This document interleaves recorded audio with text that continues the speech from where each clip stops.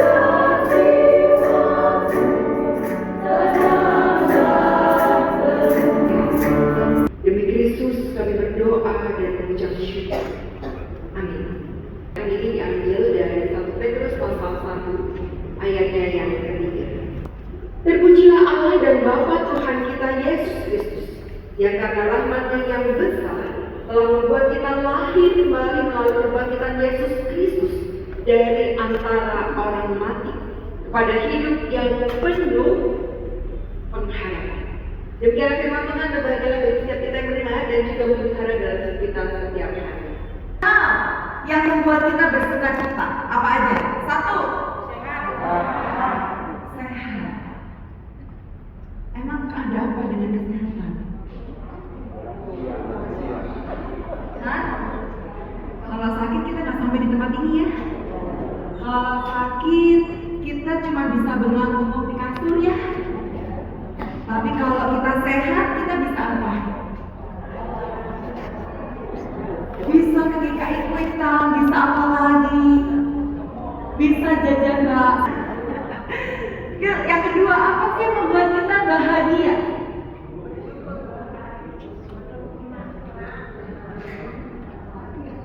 Apa yang membuat kita bahagia? Saya nangis. Ketemu teman. Bapak Ibu happy nggak ketemu teman-temannya? Kenapa? Bukannya kalau teman itu kadang-kadang ngomongnya nyelekit, ya kan? Oke, yang ketiga, apa yang bikin kita bahagia? Gimana maksudnya ini jawabannya? Apa yang bikin kita bahagia karena sama-sama tua? Gimana? Yesus memuji Tuhan, bisa berdoa. Bapak Ibu saya yakin Bapak Ibu adalah orang yang bahagia. Disuruh nyebutin 3, Bapak Ibu sebutin 100.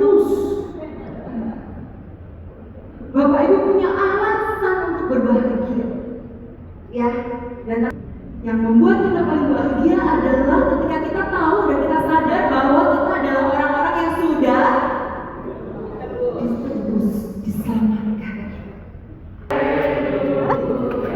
Sebentar kita tunggu. Yang kencang ya haleluya ya. Kita mau bersuka-suka. Kristus bangkit seorang. Haleluya. Bumi surga bergema. Haleluya. Pengharapan bersyukur. Saya tak mau tiap hari ya. Kadang-kadang tuh merasa sedih. Udah minum lagi, waduh overdosis.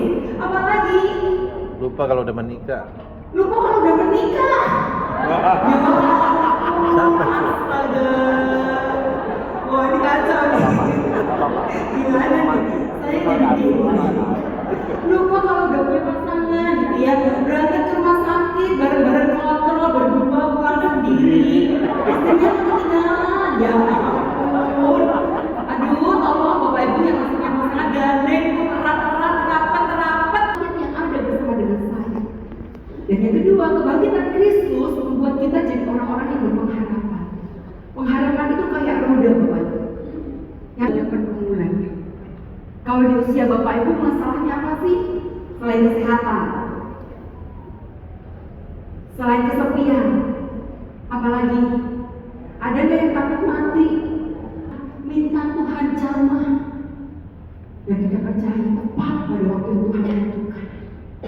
Selama kita lempeng, jalan kita lurus, maka Tuhan juga